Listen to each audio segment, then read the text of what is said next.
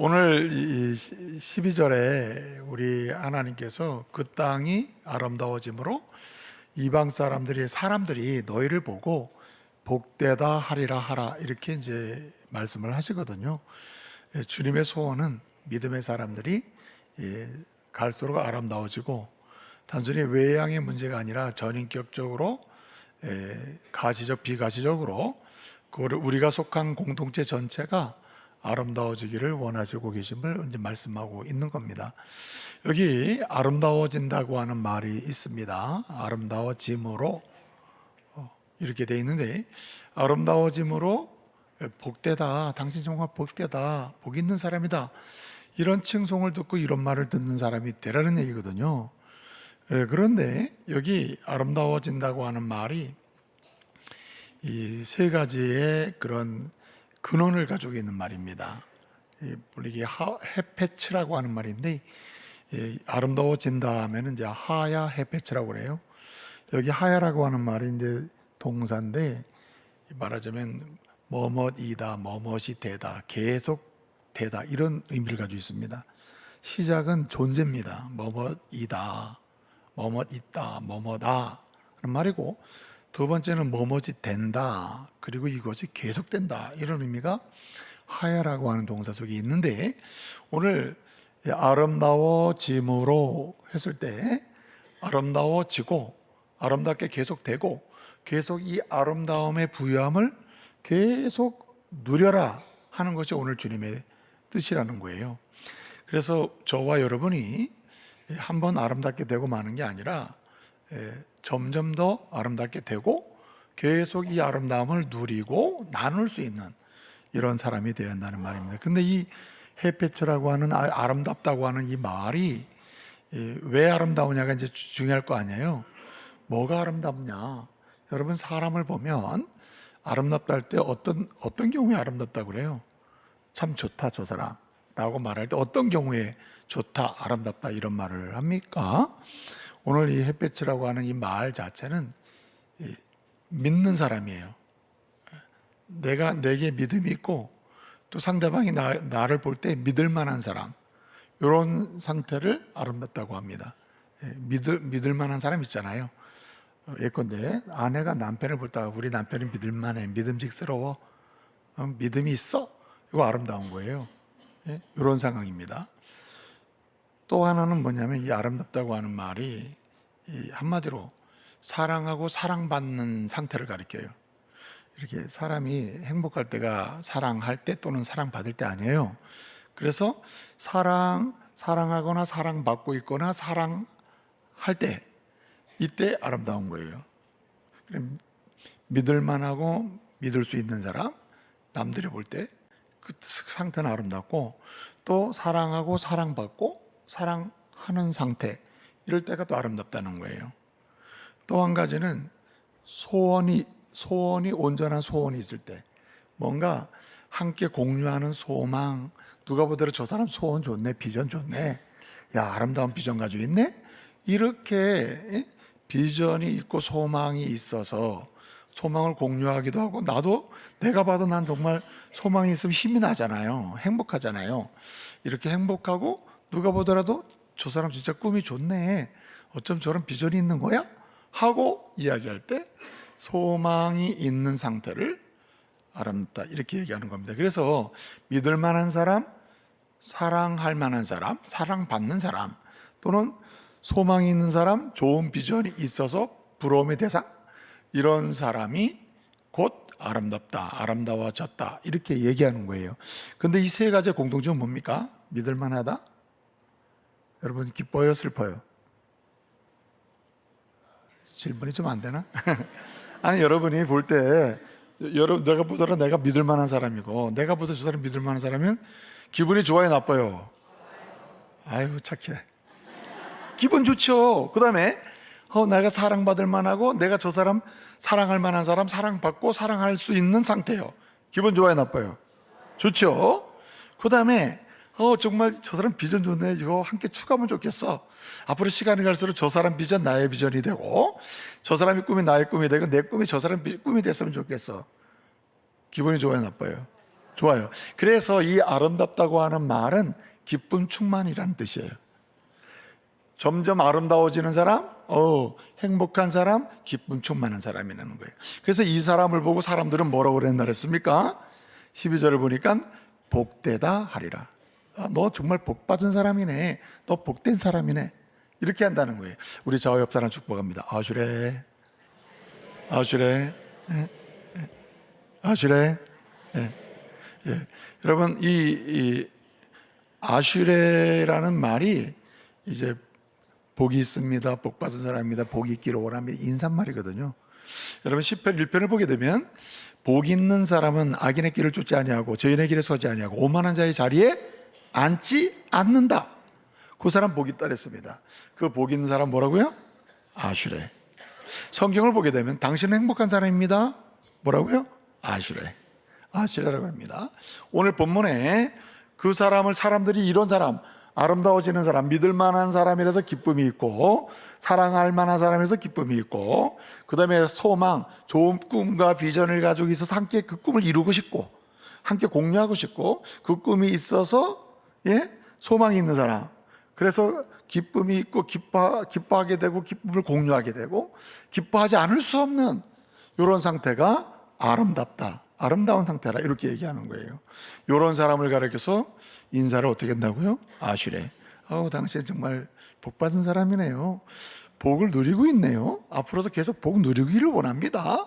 라고 할 때 인사말 또는 축복의 언어가 아슈레라는 말이에요. 그래서 오늘 12절의 첫 단어도 아슈레예요. 오늘 12절에 당신은 복이 있습니다. 사람들이 이렇게 얘기할 거야. 왜냐하면 당신이 뭐함으로? 아름다워짐으로. 뭐가 아름다워집니까? 점점 믿을 만한 사람이 되고, 믿음 있는 사람 되고, 또 사랑하는 사람이 되고, 사랑할 만한 사람 되고, 소망이 있는 사람 되고, 소망하는 사람이 될 때 이게 아름다워지는데, 그러니까 기쁘다는 거예요. 또 이것이 조금 더 가면 이런 의미가 돼요. 앞으로 나가면서 정직하고, 정직한 상태, 이렇게 속이지 않는 거예요. 계속 앞으로 전진을 하는데 속이지 않아요. 정직해요. 그렇기 때문에 어떠하냐? 이 정직할 뿐만 아니라 이 사람에게서 창대함이 있는 거예요. 여러분, 앞으로 전진을 하는데 정직해요? 근데 끝끝은 뭐냐? 창대함이 있다는 거죠. 이 상태가 아슈레예요. 또 이게 아주 객관적으로 보게 되면 다른 사람에 대해서는 어떻게 하냐면은 앞으로 나가게 하면서 또 어떻게 하느냐? 이렇게 다른 사람을 앞으로 나가게 할 수 있는 사람이 이게 아슈레예요. 관계 속에서 보게 되면 앞으로 나가게 할 뿐만 아니라 이 사람으로 하여금 할 일을 하게 해요. 이 사람이 아슈레예요.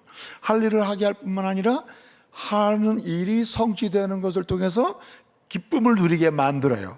이 사람이 아슈레입니다. 그러니까 저와 여러분이 주님이 뭘 원하시냐면 다른 사람에게는 아슈레가 되기를 원하고, 한마디로 다른 사람으로 하여금 갈 길을 가게 하면서 할 일을 하도록 도전하면서 그러는 가운데 성취의 기쁨을 누리도록 그 역할을 하는 사람, 아슈레. 우리 자신으로 보게 되면 나 또한 평탄한 여정, 그리고 정직한 여정, 동시에 할 일을 바르게 하면서 어떻게 해요? 행복을 누리고 창대함을 보는 여정이 될 때 나 자신도 아슈레. 이런 사람은 다른 사람도 그렇게 만든다는 거죠. 여러분, 그래서 가정에 아슈레가 제대로 된 아슈레가 한 명 있으면 그 옆 사람도 아슈레가 될 가능성이 크다는 거죠. 예? 따라합시다. 아슈레는 100% 전염된다. 아슈레는 100% 전염돼요. 복 있는 사람 한 사람이 있으면 그 옆에 복 있는 사람 나오게 돼 있다는 거죠. 이 축복의 통로거든요. 그렇기 때문에 오늘 이 말씀을 통해서 저와 여러분이 우리도 아슈레가 되고, 우리를 통해 다른 사람도 아슈레 되게 하는 사람, 거꾸로 다른 사람이 볼 때 심히 아름답고 내 자신이 봐도 아름다워, 행복해, 기쁨 충만이요. 그래서 아슈레의 은총을 충만히 누리는 저와 여러분 되시기를 말씀으로 축복합니다. 그러니까 아름답게 되는 게 중요해요. 아름다워짐으로 아슈레로 사는 게 중요하고, 그러기 위해서는 아름다워지기 위한 우리의 선택이 필요한 거예요. 해야 될 일이 필요한 거죠.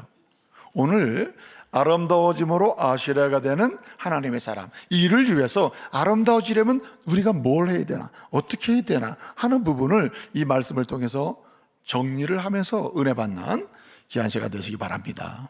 여러분, 말라기는 오늘 지금 말라기에 와 있잖아요.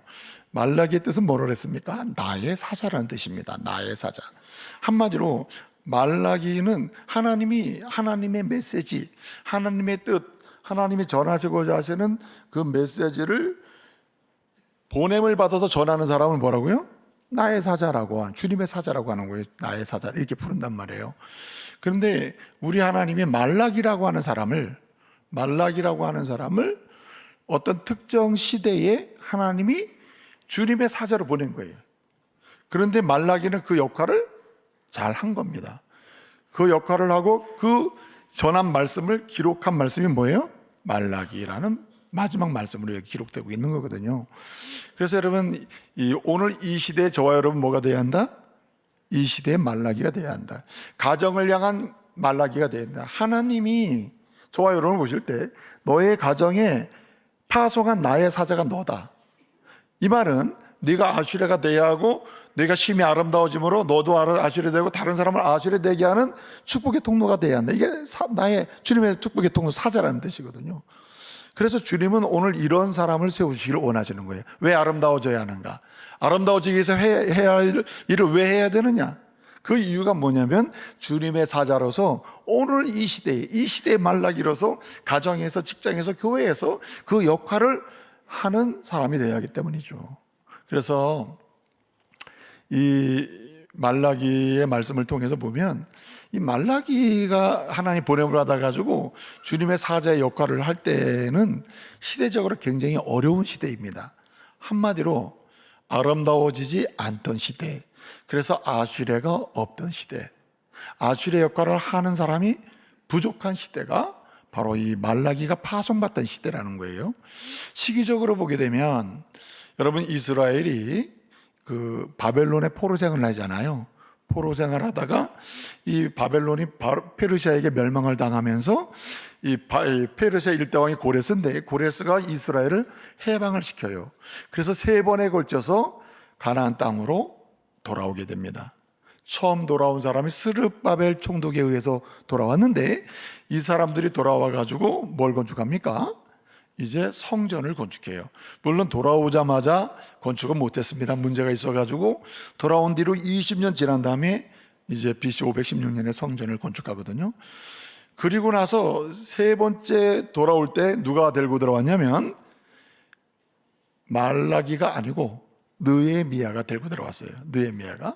느헤미야가 BC 444년에 이스라엘 사람들 포로에서 돌아오게 됩니다. 그 돌아와가지고 뭐 했냐면은 성벽을 건축합니다. 예루살렘 성벽을 건축해요. 그러니까 눈에 보이는 성전을 건축했어요. 그 다음에 눈에 보이는 성벽, 예루살렘 성벽을 건축했습니다. 그러니까 이제부터는 이스라엘 사람들이 안전하게 예배하면서 이렇게 성벽의 보호를 받으면서 하나님을 예배드리고 은혜를 받으면서 나라를 재건할 수 있는 상황이 된 겁니다. 근데 여러분, 이렇게 예배로 들어와서 은혜를 받고 다시 아름다워지기 시작하면 이러한 삶은 어디서 해야 됩니까? 일차적 삶의 현장이 어디예요? 가정이란 말이에요. 가정. 그래서 제가 4월 마지막 주에 가정의 달 설교를 시작하면서 3번째 설교로 그 가정, 잔치하는 가정, 복된 가정을 얘기했어요. 예?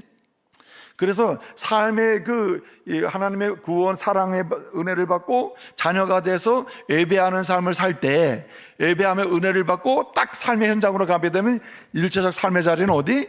가정이란 말이에요. 가정에서 모든 삶이 시작된단 말이에요. 그러니까 이 가정에서 어떻게 이렇게 하나님의 사랑받은 사람으로서 예배를 받으며 은혜 받은 사람으로서 예배에서 은혜 받은 은혜를 어떻게 누리며 사느냐 할 때 가정에서 잘 살아야 한다는 거예요. 뭐 하나님 날 사랑하시듯이 남편이 아내를 사랑하고 아내가 남편을 사랑하고 부모가 자녀 사랑하고 이런 식으로 해야 된다는 거예요. 받은 은혜를 나만 누리는 게 아니라 내가 받은 은혜를 아내에게 나누고 부모가 받은 은혜를 자녀에게 나누고, 그러니까 뭐가 돼요? 심히 아름다워지면서 아수레가 되는 거죠. 그런데 이게 반복되는 거예요. 그래서 4번째, 5번째, 6번째 설교는 여러분, 첫 번째 설교는 날 사랑한다는 주님의 복음, 사랑받은 사람은 예배하며 살아야 된다는 거, 예배를 통해서 은혜 받은 사람은 일상, 삶의 현장, 가정에서 어떻게 해요? 먼저 은혜를 나누며 살아야 한다는 거. 이게 3가지 주제인데 네 번째, 다섯 번째, 여섯 번째 설교에서 이걸 또 세밀하게 설명해요. 다시 복음으로. 네 번째 설교. 여러분, 주님이 날 사랑하신다고 하는 가장 중요한 증거가 뭡니까? 독생자 예수 그리스도를 보내신 거란 말이에요. 그래서 3장 1절을 보게 되면 내가 나의 사자를 보내리니 할 때 사자는 세례 요한을 보낼 것이고 세례 요한이 준비를 한 다음에 그 다음에 내가 나의 언약의 사자를 보낸다 그랬어요. 3장 1절에. 그 언약의 사자는 누구? 예수 그리스도란 말이에요. 그러니까 하나님 날 사랑하신다 첫 번째 설교 복음, 네 번째 설교에서 다시 복음을 설명해요. 구체적으로 누굴 보낸다? 예수를 보낸다는 거예요. 그래서 여러분 두 번째 설교는 예배를 드린다 그랬죠. 근데 여러분 세 번, 네 번, 다섯 번째 설교도 다시 예배입니다. 다시 예배를 잘 드리고 예배적 삶을 살아야 아름다워질 수 있다는 오늘 제가 드리려고 하는 말씀이에요. 여러분 보세요. 다시 예배를 잘 드리나 구체적으로 예배를 설명하는 다섯 번째 설교인데 특이하게도 예배를 설명하고 예배적 삶을 설명하는데 뭘 설명하고 있습니까? 뭘 드려라? 오늘 잘못 왔어요. 다섯 번째 설교 이 3장 7절에 뭐라 그랬어요? 무슨 주제가 뭐예요? 11조잖아요. 11조. 진짜 오늘 잘못 왔죠? 하필이면 오늘 11조냐 이렇게 되잖아요. 11조를 드림으로 아름다워지고 복 있는 사람이 되라고 이렇게 얘기해버리는 거예요. 그래서 여러분 얼마나 또 스트레스 받겠습니까? 그것도 11조도 어떻게 설명했습니까? 11조를 드려라 이렇게 된 게 아니라 따라서 온전한 11조를 드리래요. 여러분 11조 드리는 분도 많을 거예요. 그런데 온전한 11조에 걸리는 분은 많을 거예요. 온전한 11조는 두 가지 의미가 있거든요. 하나는 너의 소득의 10개 중에 10분의 1이 주님의 것이니 구별하여 드리라는 거예요. 그러니까 10분의 1을 구별하여 드린다는 면에서 온전한 11조고, 두 번째는 10분의 1을 이 열을 취급할 때 이 열을 어디까지 보느냐의 문제예요. 나는 내 생활에 이거 열로 볼 거야. 이 중에서 내가 드릴 거야. 이런 사람도 있고, 내 삶 전체를 드릴 거야. 내가 가지고 있는 물질 다 할 거야. 이걸 전체로 보고 드릴 거야. 이게 온전한 될 수도 있고요. 그런데 그런 의미 정도가 아니에요. 한 사람에게 주어지는 시간이 하루 24시간이에요. 나에게 건강이 있습니다. 한 사람의 건강에 총량이 있단 말이에요. 내게 주신 은혜란 말이에요. 이 건강에 말하자면 11조 개념이 나오게 되는 거예요. 단순히 물질을 넘어서서 하나님이 내게 주신 모든 것의 11조예요. 그런 면에서 범위가 문제가 되는 거예요. 그런 면에서 온전한 11조는 여기 안 걸릴 사람이 있어요, 없어요? 안 걸리는 손 들어보세요. 없습니다. 말씀드린 것처럼 여러분 보세요. 하나님께서 이 11조 정신을 11조를 구약시대에 정하시고 그 11조 정신을 가지고 여러분 어떤 분은 이래요. 구약이 11조인데 지금 왜 합니까? 이랬는데 여러분 보세요. 문자적 11조가 강조한 문자적 11조는 의무가 되거든요. 의무. 안 할 수도 없고 이런 쪽인데 여러분 이게 복음으로 인해서 예수 믿고 자료가 딱 돼버리잖아요. 의무가 아니에요. 이 11조 정신은 더 강화가 돼버려요. 모든 게 주님이 다스린다. 10의 1조가 문제가 아니다. 난 다 드릴 수도 있다. 내 인생 다 드릴 수도 있다. 아멘. 그런 정신으로 가는 거예요. 그래서 여러분 11조 정신은 무슨 정신? 믿음의 정신. 뭘 믿어요?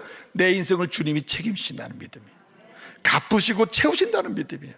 이 은혜가 있기를 바랍니다. 그렇지 않으면 맨날 따지고 계산되게 되는 거예요. 계산. 여러분 주님은 우리가 헤아리는 대로 우리를 헤아리십니다. 내가 계산한 대로 계산했어요. 내가 계산하고 있는 대로 주님 날 계산해서 축복하십니다. 이게 불편한 거 아니에요? 또 한 가지는요, 11조 정신으로 살 때 점점 아름다워지고 아슈레가 되는데 11조 정신은 뭐냐면 이겁니다.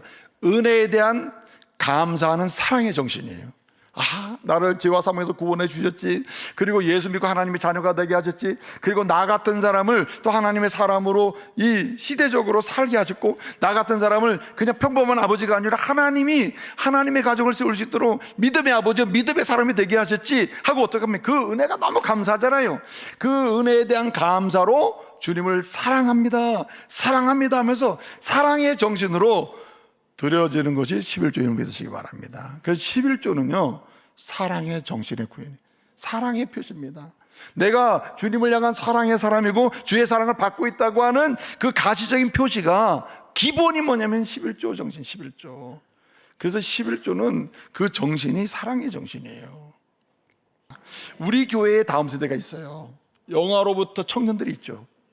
이들을 누가 축복합니까? 누가 아시라가 되게 합니까? 누가 이들을 아름다운 인생이 되게 하고 창대한 인생이 되게 하고 평탄한 인생이 되게 하고 믿을 만한 사람, 소망이 넘치는 사람, 사랑할 만한 사람, 사랑받는 사람, 다음 세대로 누가 만들어가요? 11조 정신을 사는 사람이에요.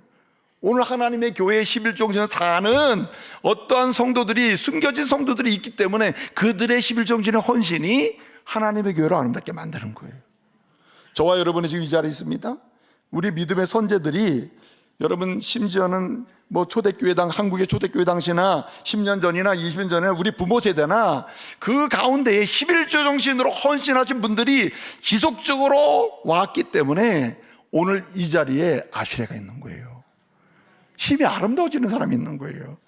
우린 빚진 자예요. 그런 면에서 보게 되면. 그래서 11조 정신을 사는 것은 우리가 빚진 자라서 어쩌면 하나님의 사랑을 계속해서 갚아나고 나누어주는 패턴이 되는 거예요. 믿으시기 바랍니다. 그래서 여러분 이렇게 생각하시면 안 돼요. 오늘은 11조 하라는 얘기구나, 11조 하라면 벌 받았네, 그렇게 지금 설교하는 게 아니에요. 예? 그럼 나가면 시험 든다니까요. 여러분, 우리도 누군가의 11조 정신으로 헌신함으로 하나님의 교회가 이 땅에 있어요. 여러분, 우리 교회가 세워질 때 이게 무슨 인력 짓는 게 아니잖아요. 그런데 이 교회를 짓고 지금은 세계를 축복하고 있단 말이에요, 우리 교회가. 그러면 여러분, 대기업의 총수가 여기 있습니까? 아니면 무슨 부자 성도가 한 명 있어가지고 교회 짓는데 50%를 부담하고 30%를 부담했습니까? 아닙니다, 여러분. 누가 했어요? 여러분, 누가복음 21장을 보게 되면 이런 말씀이 있어요. 두 렙돈을 드리는 가난한 가부의 헌금을 얘기해요. 주님은 그가 아시레를 만드는 사람이다. 심히 아름답게 하는 은총의 사람이라는 거예요. 부자가 말해요. 주님 보실 때 막, 내가 부자입니다, 나같이 11조 많은 사람 어디 있습니까? 헌금 많이 하는 사람 어디 있습니까? 내가 여기 헌금 드립니다, 막 높이 들었다가 막 헌금을 집어넣는 모습을 주님 뭐라 했어요? 주님이 인정 안 한다니까요. 왜 그렇습니까? 정신이 죽었어요, 정신이. 그래서 여러분, 구약시대에는 오실 예수님을 바라보면서 말이죠, 네? 의무, 소극적, 예? 말하자면은 뭐랄까요, 이타적으로 계산을 합니다. 안 하면 안 되니까 이런 식으로 갔다면, 지금은 어떻습니까? 은혜 받은 거지. 복음이 너무 감사해. 날 위해 주님이 오신 게 감사해. 날 자녀 삼으신 게 감사해. 그래서 말이죠, 주님은 두 가지로 부르셔요. 하나는 주님 우리를 부르시잖아요. 구원으로 부르십니다. 이렇게 사망 권세, 하나님의 은혜를 모르는 자리에서 구원으로 부르시면, 구원으로 부름받은 사람은 자녀가 돼요. 그 다음에 구원으로 부르셔서 자녀를 삼으신다면 그냥 놔두느냐, 양육을 하시면서 어디로 부르시냐면은 사명으로 부르셔요. 사명으로 부르면 뭐가 됩니까? 일꾼이 되는 거예요. 구원으로 부르면 하나님의 자녀가 되고, 그래서 양육하다가 우리를 사명으로 부름받으면 뭐가 돼요? 일꾼이 되는 겁니다. 일꾼은 무슨 정신 사랍니까? 11조 정신 사는 거예요. 여러분, 마음의 소원은 갖고 사는 게 좋겠습니다. 지금 여러 가지 삶의 여정에서, 믿음의 여정에서 참 힘들고 어려운 부분이 있을 거예요. 그 여러분, 소원이 있어야 돼. 하나님, 나도 하나님의 교회에서 우리 믿음의 조상들, 또 믿음의 성도들 가운데 11조 정신으로 사는 분들을 통해서 내가 심히 아름다워지는 역사, 또는 아시레의 은총을 누리고 있는데, 나로 인하여 누군가도 심히 아름다워지고 아시레의 복을 누릴 수 있도록 나도 언젠가, 아니 빠른 시간 내에 11조 정신으로 살게 주옵소서. 아멘. 이런 소망을 가지고 나갈 때 하나님께서 길을 여시고, 또 가정에도 아시레, 직장도 아시레, 교회도 아시레 역사 볼 줄로 믿습니다. 스스로 봐도 아름답고, 그리고 누가 봐도 아름다워지는 가정, 교회, 공동체가 일어날 줄로 믿습니다.